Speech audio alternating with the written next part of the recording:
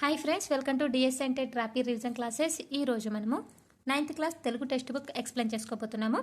Already మన వీడియోలో 4th class, 5th class, 6th class, 7th class videos నేను upload చేశాను. 8th class grammar bits upload చేశాను. 4th class, 5th class, 6th, 7th text book explanation ఇచ్చాను with grammar bits and lesson also explain చేశాను. పూర్తి content నేను మన ప్లేలిస్ట్లో పెట్టాను. ఖచ్చితంగా మీరు ఎవరైనా చూడని వాళ్ళు ఉంటే ఖచ్చితంగా చూడండి, ఎందుకంటే టెక్స్ట్ బుక్ నుండే ప్రతి బిట్ వస్తుంది టెట్లో. నేను ఆల్రెడీ ప్రీవియస్ వీడియోస్ కూడా ఎక్స్ప్లెయిన్ చేశాను. Previous TET bits, previous DSC bits కూడా ఎక్స్ప్లెయిన్ చేశాను. ఎవరైనా చూడవాళ్ళు ఉంటే ఖచ్చితంగా చూడండి, లింక్ డిస్క్రిప్షన్లో ఇస్తాను. ఫస్ట్ ఆఫ్ ఆల్ 9వ తరగతి టెక్స్ట్ బుక్లో వెరీ ఇంపార్టెంట్ బిట్ ఏంటంటే 9వ తరగతి టెక్స్ట్ బుక్ పుస్తకం పేరేంటి, పాఠ్య పుస్తకం పేరేంటి? సింగిడి 1. ఇది చాలా ఇంపార్టెంట్ అండి, సింగిడి 1. ఓకే, ఇక్కడ ఇండెక్స్లో ఇక్కడ ఫస్ట్ లెసన్ పేరు ధర్మార్జునులు. కవి ఎవరు? చేమకూర వెంకట కవి. ఈ లెసన్ ఇతివృత్తం ఏంటి? నైతిక విలువలు, ప్రక్రియ, ప్రబంధం. Next second lesson నేనెరిగిన Burgula. రచయిత పివి నరసింహారావు. ఇతివృత్తం స్ఫూర్తి, ప్రక్రియ, అభినందన, వ్యాసం. థర్డ్ లెసన్ వలస కూలీ. రచయిత డాక్టర్ ముకురాల రామిరెడ్డి. ఇతివృత్తం సామాజిక స్పృహ, ప్రక్రియ, గేయం. ఫోర్త్ లెసన్ రంగాచార్యతో ముఖాముఖి. ఇది ఎవరి గురించి ఉంటుంది? కృష్ణమాచారి గురించి, దాశరథి కృష్ణమాచారి గురించి ఉంటుంది ఈ లెసన్. ఇతివృత్తం సాహిత్య సేవ, ప్రక్రియ, ఇంటర్వ్యూ. ఫిఫ్త్ లెసన్ నేను ఇది ఎందుకు ఎక్స్ప్లెయిన్ చేస్తున్నా అంటే ఇతివృత్తం ప్రక్రియ ప్రతి షిఫ్ట్లో అడుగుతున్నాడండి. కాబట్టి ఇండెక్స్ నుండి ఒక బిట్ వస్తుందంటే మనం వదిలిపెడతామా? వదిలిపెట్టద్దు కదా, అందుకే నేర్చుకోవాలి. ఫిఫ్త్ లెసన్ శతక మధురిమ, శతక కవులు, నైతిక విలువలు, ఇతివృత్తం, ప్రక్రియ, శతకం. సిక్స్త్ లెసన్ దీక్షకు సిద్ధం కండి. ఇతివృత్తం దేశభక్తి, ప్రక్రియ, కరపత్రం. సెవెంత్ లెసన్ చెలిమి. రచయిత పొనుగంటి తెలగన. ఇతివృత్తం మానవ సంబంధాలు, ప్రక్రియ, అచ్చ తెలుగు, కావ్యం. ఎయిత్ లెసన్ ఉద్యమ స్ఫూర్తి. రచయిత సంగం లక్ష్మీబాయి. ఇతివృత్తం ప్రేరణ, దేశభక్తి, ప్రక్రియ, ఆత్మకథ. Ninth lesson chorus. కవి సలంద్ర లక్ష్మీనారాయణ. ఇతివృత్తం సామాజిక స్పృహ, ప్రక్రియ, వచన కవిత. 10th lesson వాగ్భూషణం. రచయిత ఇరువెంటి కృష్ణమూర్తి. ఇతివృత్తం భాషాభిరుచి, ప్రక్రియ, వ్యాసం. ఈ కవి గురించి కవి పరిచయం నుండి 2 క్వశ్చన్స్ వచ్చాయి ప్రీవియస్ టెట్ బిట్లో, అంటే జనవరి 2026లో. ఇల్లెంట్ల సరస్వతీదేవి గురించి కూడా ఇచ్చారు. నేను ఈ లెసన్ ఎక్స్ప్లెయిన్ చేసేటప్పుడు బిట్స్ చెప్తాను. వాయసం మామిళ్ళ రామగౌడ్. ఇతివృత్తం జీవన కారుణ్యం, ప్రక్రియ, ఆధునిక పద్యం. 12th లెసన్ తీయని పలకరింపు. రచయిత ఇల్లెందుల సరస్వతీదేవి. ఇతివృత్తం మానవ సంబంధాలు, ప్రక్రియ, కథానిక. Very important. అంటే ఇందులో కవి పరిచయాలు పివి నరసింహారావు గురించి, నెక్స్ట్ ఇరువెంటి కృష్ణమూర్తి, ఇల్లెందుల సరస్వతీదేవి, పొనిగంటి తెలంగాణ. ఇవి చాలా ఇంపార్టెంట్. కవి పరిచయం కూడా మనం ఎక్స్ప్లెయిన్ చేసుకున్నాము. ఫస్ట్ లెసన్లోకి అయితే ఫస్ట్ లెసన్ పేరు ధర్మార్జునులు. కవి ఎవరంటే చేమకూర వెంకట కవి. ఈ లెసన్ ప్రబంధం ప్రక్రియకు చెందింది, ఇంతకుముందే చెప్పుకున్నాము. కవి పరిచయం చూద్దాం. చేమకూర వెంకట కవి లక్ష్మణ మార్చె పుత్రుడు. ఈయన తంజావూరు రాజ్యాన్ని పాలించి విజయభవన కవి పండిత సభను నిర్వహించిన అభినవ భోజరాజు బిరుదాంకితుడైన రఘునాథ నాయకుని ఆస్థాన కవి. ఇక్కడ చూడండి, చేమకూర వెంకట కవి ఎవరి పుత్రుడు? లక్ష్మణ మార్చె పుత్రుడు. ఈయన తంజావూరు రాజ్యాన్ని పాలించి, ఎవరు? చేమకూర వెంకట కవి తంజావూరు రాజ్యాన్ని పాలించి విజయభవన కవి పండిత సభను నిర్వహించిన అభినవ భోజరాజు బిరుదాంకితుడైన రఘునాథ నాయకుని ఆస్థాన కవి. ఇప్పుడు మన చేమకూర వెంకట కవి అనే అతను రఘునాథ నాయకుని ఆస్థాన యొక్క కవి అన్నట్టు, ఓకేనా? ఈ రఘునాథ నాయకుడి యొక్క బిరుదు అభినవ భోజరాజు. ఓకే, ఈయన సారంగధర చరిత్ర కావ్యంలో రాజుకు అంకితమైన దగిన గుణ విశేషాలు లేవని తలచి సర్వకావ్య గుణ సంపన్నంగా విజయ విలాసం కావ్యాన్ని రచించాడు. అంటే ఈయన సారంగధర చరిత్ర సారంగధర చరిత్ర కావ్యంలో రాజుకు అంకితమైన తగిన గుణాలు లేవని తలిచి సర్వ కావ్య గుణ సంపన్నుడైన విజయ విలాసం అనే కావ్యాన్ని రచించాడు. చేమకూర వెంకట కవి భారత కథలో అవసరమైన కొన్ని చక్కని మార్పులు చేసి ప్రతి పద్య చమత్కారంతో స్వతంత్ర కావ్యంగా విజయ విలాసాన్ని రాసి రాజుకు అంకితం ఇచ్చి తన జన్మ సార్థకమైందని ఆనందించాడు. ఇప్పుడు మన చేమకూర వెంకట కవి రాసిన కావ్యం ఏంటి? విజయ విలాసం. ఓకే, ఇతను ఎవరి ఆస్థానంలో ఉండేవాడు? తంజావూరు రాజ్యాన్ని పాలించిన రఘునాథ నాయకుని ఆస్థానం యొక్క కవి. ఇక్కడ అభినవ భోజరాజు బిరుదు ఎవరిది? రఘునాథ నాయకుంది. ఇవి గుర్తుంచుకోవాలి. ఇక్కడ చేమకూర వెంకట కవి ఏ శతాబ్దానికి? 17వ శతాబ్దానికి చెందినవాడు. నెక్స్ట్ ఇక్కడ పద్యంలో చాలా మీనింగ్ ఉంటుందండి. ఆ పులమేలు మేలు బలి. ఆ పురం అంటే ఆ పురం అంటే పట్టణం. ఆ పట్టణం ఇంద్రప్రస్థానం వలె ఉంది అని చాలా బాగుంటుందండి ఈ పద్యాలు. ప్రతిదీ ఇలా లైన్ టు లైన్ మీనింగ్ తెలుసుకుంటేనే మనకి ఈ పద్యాలు అర్థమవుతాయి. నేను ఈ విధంగా రాసుకున్నానండి, ఎందుకంటే మనకు తెలియాలి, మనం వేరే వాళ్ళకు కూడా చెప్పాలి కదా, అందుకే ఈ విధంగా రాసుకోవాలి.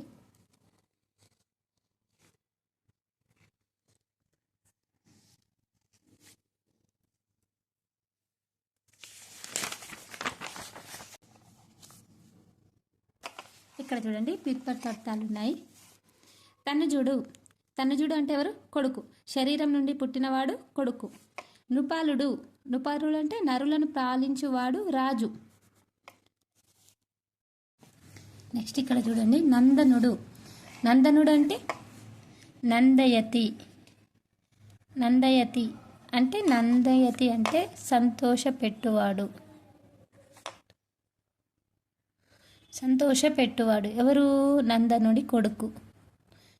సంతోషపెట్టువాడు నందనుడి కొడుకు. నందనుడి కొడుకు ఎవరు? శ్రీకృష్ణుడు. నందనుడు అంటే వ్యుత్పత్తార్థం నందయతి, సంతోషపెట్టువాడు నందనుడి కొడుకు. ఓకే, నెక్స్ట్ పర్యాయ పదాలు. భూమి, క్షితి అంటే భూమి, ధర, ధాత్రి, ధరణి. నెక్స్ట్ కుమారుడు తనజుడు కొడుకు. ముఖము. పురం అంటే నగరము, పట్టణం. నెక్స్ట్ ఇక్కడ నానార్థాలు ఉన్నాయి.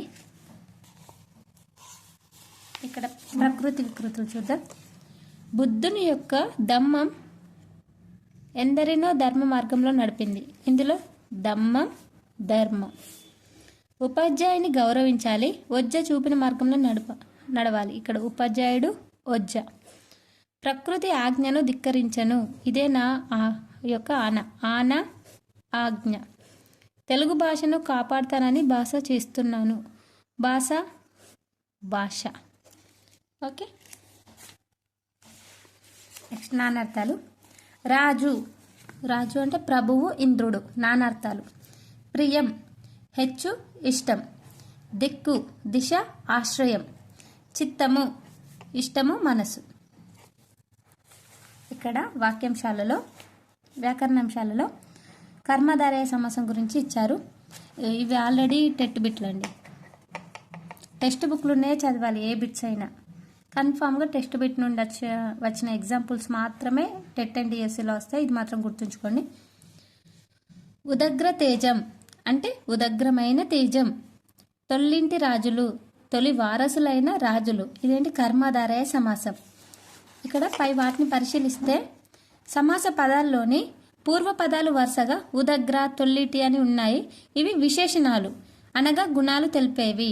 అంటే ఉదగ్ర అండ్ తొల్లిటి ఇవి గుణాలను తెలిపేవి. ఉత్తర పదాలు పరిశీలిస్తే తేజం రాజులు ఉన్నాయి. ఇవి నామవాచకాలు అనగా విశేషాలు. నామవాచకానికి ఇంకో పేరు విశేషాలు. గుణాలను ఏమంటారు? విశేషాలు అంటాం. ఓకే, ఇక్కడ విశేషాలు గమనించాలి. ఓకే, పూర్వపదమేమో గుణాన్ని తెలియజేస్తాయి, సెకండ్ పదమేమో నామవాచకం తెలియజేస్తాయి. ఇలా ఉంటే కర్మధారయ సమాసం అంటారు. మరి పూర్వ కర్మధారయ సమాసమా, ఉత్తర కర్మధారయ సమాసమా అనేది ఇప్పుడు చూద్దాం. విశేషాలతో ఏర్పడిన పదాలు ఇలాంటి వాటిని కర్మధారయాలని అంటారు. ఆ సమాసం కర్మధారయ సమాసం కాగా అందులో విశేషణం పూర్వపదంగా ఉండి ఉత్తర పదంగా నామవాచకం ఉంటే అది విశేషణ పూర్వపద కర్మధారయ సమాసం. అంటే ఇంతకుముందు మనం చూసింది ఏంటి, విశేషణమేమో ఉత్తర పదం ఉంది, నెక్స్ట్ ఉత్తర పదం విశేషణమేమో ఇప్పుడు మనం చూసింది విశేషణం పూర్వపదంగా ఉంది, తొల్లిటి రాజులు. ఉత్తర పదంగా నామ వచ్చింది కాబట్టి అది విశేషణ పూర్వపద కర్మధారయ సమాసం అని అంటారు. నెక్స్ట్ ఎగ్జాంపుల్స్: సకల జనములు, ధార్మికుడు అర్జునుడు, పరసేన, ఇవి కూడా ఏంటిది విశేషణ పూర్వపద కర్మధారయ. సకల జనములు అంటే సకలమైన జనులు, సకలమైన జనములు, ఇది విశేషణ పూర్వపద కర్మధారయ సమాసం. జనములు అనే నామవాచకం, సకలం అనే విశేషం. ధార్మికుడు అర్జునుడు, ధార్మికుడైన అర్జునుడు, ధార్మికుడైన అర్జునుడు, అర్జునుడు అనేది నామవాచకం, ధార్మికుడు అంటే విశేషణం. పరసేన, పరమైన సేన, ఓకే, సేన నామవాచకం, పరమైన అంటే ఇది విశేషణం. కాబట్టి ఇవన్నీ సకల జనములు, ధార్మిక అర్జునుడు, నెక్స్ట్ పరసేన, విశేషణ పూర్వపద కర్మధారయ సమాసం. నెక్స్ట్ విశేషణ ఉత్తరపద కర్మధారయ సమాసం అంటే ఏంటో చూద్దాం. నెక్స్ట్ విశేషణ ఉత్తరపద కర్మధారయ సమాసం చూద్దాం. విశేషణం ఉత్తరపదంగా ఉండే కర్మధారయ సమాసాన్ని విశేషణ ఉత్తరపద కర్మధారయ సమాసం అంటారు. అంటే విశేషణం అనేది ఉత్తరంగా వస్తుంది, నామవాచకం అనేది పూర్వపదంగా వస్తుంది. ఈ విధంగా వస్తే దాన్ని విశేషణ ఉత్తరపద కర్మధారయ సమాసం అంటారు. ఎగ్జాంపుల్: తమ్ము కుర్రలు, కుర్రలైన తమ్ములు. నెక్స్ట్ కార్మిక వృద్ధులు, వృద్ధులైన కార్మికులు. ఇక్కడ చూస్తే విశేషణ పదాలైన కుర్రలు, వృద్ధులు అనేవి ఉత్తర పదాలుగా ఉన్నాయి. తమ్ములు, కార్మికులు, సోదరులు అనే నామవాచకాలు పూర్వపదాలుగా ఉన్నాయి. అంటే ఇక్కడ చూడండి, తమ్ము, కుర్రలు. తమ్ము అనేది ఇక్కడ ఏంటి, తమ్ము అనేది నామవాచకం, కుర్రలు అనేది విశేషణం, గుణం. కార్మిక అనేది నామవాచకం, వృద్ధులు అనేది గుణం. కాబట్టి ఇక్కడ నామవాచకం ముందు వచ్చింది కాబట్టి నామవాచకం పూర్వపదంగా వచ్చింది, విశేషణం అనేది ఉత్తర పదంగా వచ్చింది కాబట్టి వీటిని ఉత్తరపద కర్మధారయ సమాసము అని అంటారు. ఓకే, ఇక్కడ అదే ఎక్స్ప్లెయిన్ చేస్తాం. కుర్రలు, వృద్ధులు అనేటి ఉత్తర పదాలు, తమ్ములు, కార్మికులు అనేటి నామవాచకాలు పూర్వపదాలుగా ఉన్నాయి. అంటే విశేషణ ఉత్తర పదంగా ఉండి నామవాచకం పూర్వపదంగా ఉంటే అది విశేషణ ఉత్తరపద కర్మధారయ సమాసం అని గుర్తించాలి. ఇక్కడ ఎగ్జాంపుల్స్ ఉన్నాయండి, చూద్దాం. పాదపద్మము, పాదపద్మము అంటే పద్మం వంటి పాదం, పద్మం వంటి పాదం. మరి ఇది ఏం సమాసం అవుతుంది, ఉత్తరపద కర్మధారయ సమాసం. ఎందుకంటే ఉత్తరం వచ్చిన పదం ఏంటిది, నామవాచకం. పాదం అంటే విశేషణం. చారు సంసారం, చారు సంసారం అంటే చారునైన సంసారం. చారు అంటే మంచి, ఇది విశేషణం అంటే గుణం తెలియజేస్తుంది. సంసారం అంటే నామవాచకం, ఇది చారు అయిన సంసారం, చారునైన సంసారం. విశేషణ పూర్వపద కర్మధారయ సమాసం. ఎందుకంటే నామవాచకం రాలేదు ఇక్కడ, ఫస్ట్ గుణం వచ్చింది. చారు అంటే అందం, మంచి, కాబట్టి ఇది విశేషణ పూర్వపద కర్మధారయ సమాసం. పాదం వంటి పద్మం, పద్మం వంటి పాదం అనేది విశేషణ ఉత్తరపద కర్మధారయ సమాసం. ఇది ఒకటి గుర్తుంచుకోండి. నెక్స్ట్ ఇక్కడ సామెతలు, జాతీయాలు ఇచ్చారు. ప్రతి టెట్ అండ్ డిఎస్సిలో ఖచ్చితంగా ఒక బిట్ ఉంటుంది, సామెతలు అండ్ జాతీయాలు, విగ్రహ వాక్యాలు, వ్యుత్పత్త్యార్థాలకు సంబంధించి. ఇప్పుడు మనం సామెతల గురించి తెలుసుకుందాము. అతి రహస్య బట్టబయలు, నక్క నదిలో కొట్టుకోపోతే ప్రపంచమంతా మునుగుతుందట. ఇది చూడండి, చాలా పెద్ద పెద్దగా ఉన్నాయి, ఇట్లా లాంగ్ ఉన్నాయి. కాబట్టి ఇవి సామెతలు. ఇందులో ఇది ఒక చిన్న ఉంది, కన్ను పెద్ద కడుపు చిన్న. ఇట్లా చిన్నగా ఉండే ఒకసారి చూడు, ఈతకు లోతు లేదు. ఈతకు లోతు లేదు అనేది వెంటనే మన జాతీయమేమో అనుకుంటాం, కానీ కాదు, సామెత. సామెతలన్నీ చాలా పొడవుగా పెద్దగా ఉంటాయి, జాతీయాలు చిన్నగా ఉంటాయి. అగ్గిబుక్కుట, వీటి మీనింగ్ తెలుసుకుందాం. జాతీయాలు: అగ్గిబుక్కుట కోపంతో ఉడికిపోవుట. ఉడుంపట్టు, ఉడుంపట్టు అంటే గట్టి పట్టుదల. ఒంటికోతి, ఏకాకి, ఒంటరివాడు. కడుపు కుటకుట, ఓర్వలేనితనం. కాకిగోల, భరించలేని శబ్దాలు. కుడితిలో పడ్డ ఎలుక, కుడితిలో పడ్డ ఎలుక అంటే అటు ఇటు కాక ఇబ్బంది పడడం. కూసమిడిచిన పాము అంటే ఉల్లాసం, చలాకితనం. కోడి మెదడు, మతి లేకపోవడం. గాడిద మోత, వెట్టి చాకిరి. గోడకేసిన సున్నం, తిరిగి రానిది అంటే గోడకేసిన సున్నం రాదు కదా, ఆ విధంగా. చచ్చిన పాము, ఏమీ చేయలేని పరిస్థితి. చంకలో పిల్లి, చెడు శకనం అంటే కార్యహాని సంకేతం. చుక్క తెగి పడ్డట్లు, అకస్మాత్తుగా వచ్చుడు. చూపుల గుర్రం, కేవలం రూపం మాత్రమే అందంగా ఉండడం, చూపుల గుర్రం.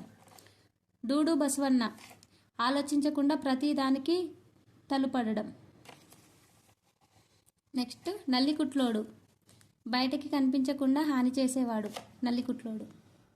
నిండు చెరువు, సమృద్ధి. నీళ్లు నములు, సందేహించడం. నూరిపోయు, విషయాన్ని బలంగా అందజేయడం. పీనుగ సింగారం, వ్యర్థం.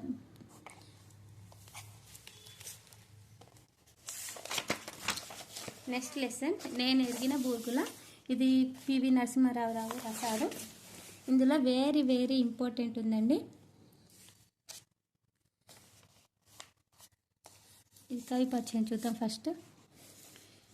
భారత ప్రధానిగా, బహుభాషావేత్తగా, భారతదేశ ఆర్థిక సంస్కరణ పితామహులుగా పేరొందిన పివి నరసింహారావు. పివి అంటే పాములపర్తి వెంకట నరసింహారావు. వరంగల్ రూరల్ జిల్లా నర్సంపేట మండలంలోని లక్నేపల్లి గ్రామంలో జన్మించాడు. అతని పూర్తి పేరు ఏంటిది? పాములపర్తి వెంకట నరసింహారావు. ఇతనేంటి? భారత ప్రధానిగా, బహుభాషావేత్తగా, ఆర్థిక సంస్కరణల పితామహుడు. గుర్తుంచుకోవాలి. మన తెలంగాణ వరంగల్ దగ్గర భీమదేవరపల్లి మండలంలోని వంగర గ్రామస్తులు రుక్మిణి రంగారావు గారులకు దత్తపుత్రుడు. స్వామి రామానంద తీర్థ పివికి రాజకీయ గురువు. Very important. పివి యొక్క రాజకీయ గురువు ఎవరు? స్వామి రామానంద తీర్థ. బూర్గుల వారు గురుతుల్యులు. ఓకే, రెండు ఇంపార్టెంట్. ఈ కవి పరిచయంలో ప్రతిదీ ఇంపార్టెంట్, గుర్తుంచుకోండి. విద్యార్థి దశలోనే హైదరాబాద్ సంస్థాన విముక్తి పోరాటంలో పాల్గొని ఉస్మానియా విశ్వవిద్యాలయం నుంచి బహిష్కరణకు గురైనాడు. 1938లో హైదరాబాద్ రాష్ట్ర కాంగ్రెస్లో చేరి రాజకీయ జీవితాన్ని ఆరంభించాడు. ఎప్పుడు? 1938లో రాష్ట్ర కాంగ్రెస్లో చేరి రాజకీయ జీవితాన్ని ఆరంభించాడు. రాష్ట్ర కేంద్ర ప్రభుత్వాల్లో బహుకాలం మంత్రిగాను, ఆంధ్రప్రదేశ్ ముఖ్యమంత్రిగాను, భారత ప్రధానిగాను విశిష్ట సేవలందించాడు. చతురతతో భారత రాజకీయ వణికిపై ఒక తెలుగు వెలిగిన రాజనీతిజ్ఞుడు. అంటే అతను ఒక ప్రధానమంత్రిగా ఉన్నాడు, ఒక ముఖ్యమంత్రిగా ఉన్నాడు, మన భారతదేశానికి మంచి విశిష్టమైన సేవలు అందించాడు. ఇది ఖచ్చితంగా గుర్తుంచుకోవాలి. నెక్స్ట్ అతని నడిపిన పత్రికలు ఏంటో చూద్దాం. అది వెరీ వెరీ ఇంపార్టెంట్. అతని కలం పేరు, అతను నడిపిన పత్రిక ప్రీవియస్ స్టేట్లో వచ్చాయి. తెలుగు భాషతో సహా హిందీ, ఉర్దూ, ఆంగ్లం, మరాఠీ మొదలగు 17 భాషలలో అనర్గళంగా మాట్లాడగలడు. అందుకే అతన్ని ఏమంటారు? బహుభాషావేత్త అంటారు. ఒకటి కాదు, రెండు కాదు, 17 భాషలు మాట్లాడగలడు. తెలుగులో కాకతీయ అనే పత్రికను నడిపించాడు. అతను నడిపించిన పత్రిక పేరు Kakatiya. Very very important. Vishwanatha 1000 పడుగలు కవలను హిందీలోకి సహసఫ్రాన్ అనే పేరుతో అనువదించాడు. విశ్వనాథ 1000 పడుగల నవలను హిందీలోకి అనువదించింది ఎవరు? పివి. దాని పేరు సహసఫ్రాన్. దీనికి కేంద్ర సాహిత్య అకాడమీ బహుమతి లభించింది. దీనికి సహసఫ్రాన్కి. ఈయన ఆత్మకథగా ప్రసిద్ధికెక్కిన పివి గారి యొక్క ఆత్మకథ ఏంటి? ది ఇన్సైడర్ అనేక భాషల్లో అనువదించబడింది. పివి గారి యొక్క ఆత్మకథ ది ఇన్సైడర్. అతని యొక్క పత్రిక పేరు కాకతీయ. అతను అనువదించిన పుస్తకం ఏంటంటే సహసఫ్రాన్. నెక్స్ట్ పన్ లక్షత్ కోన్ గహ్తో అనే మరాఠీ పుస్తకాన్ని తెలుగులో అబల జీవితంగా ఈయన అనువదించాడు. ఈయన యొక్క కలం పేరు జయ విజయ, గుర్తుంచుకోండి. మొన్న టెట్లో ఇచ్చారు, ఇందులో ఇవ్వలేడు కానీ ఉపవాచకంలో వచ్చింది ఇతని గురించి. నిరాడంబర జీవితం, నిజాతీయ దేశభక్తి కలిగిన పివి నరసింహారావు జీవిత పర్యాంత నిండుకుండల స్థిత ప్రజ్ఞుడిలా వెలిగాడు. ఇక్కడ నిండుకుండ అంటే ఏంటి? జాతీయం, దానికి అర్థం సమృద్ధి. స్థిత ప్రజ్ఞుడిలా అంటే అపర మేధావిగా వెలిగినాడు. ఇటువంటి క్వశ్చన్సే మనకు ఇంపార్టెంట్. స్థిత ప్రజ్ఞుడు అంటే అపర మేధావి. నిండుకుండ సమృద్ధి. అతని పత్రిక కాకతీయ. అతని కలం జయం విజయ. ఏ అవార్డు వచ్చింది? సహసఫ్రాన్కి కేంద్ర సాహిత్య అకాడమీ వచ్చింది. ఏ భాషలోకి అనువదించాడు? హిందీ భాషలోకి. అతనికి ఎన్ని భాషలు తెలుసు? 17 భాషలు. అందుకే ఏమన్నారు? బహుభాషావేత్త. పివి అసలు పేరు పాములపర్తి వెంకట నరసింహారావు. అతని స్వర్గామం ఏంటిది? వరంగల్ దగ్గర భీమదేవరపల్లి. పివి యొక్క రాజకీయ గురువు ఎవరు? స్వామి రామానంద తీర్థ. గురుతుల్యులు బూర్గులవారు. అతని యొక్క ఆత్మకథ పేరేంటి? The insider. ఇవి వెరీ వెరీ ఇంపార్టెంట్ ఇందులో.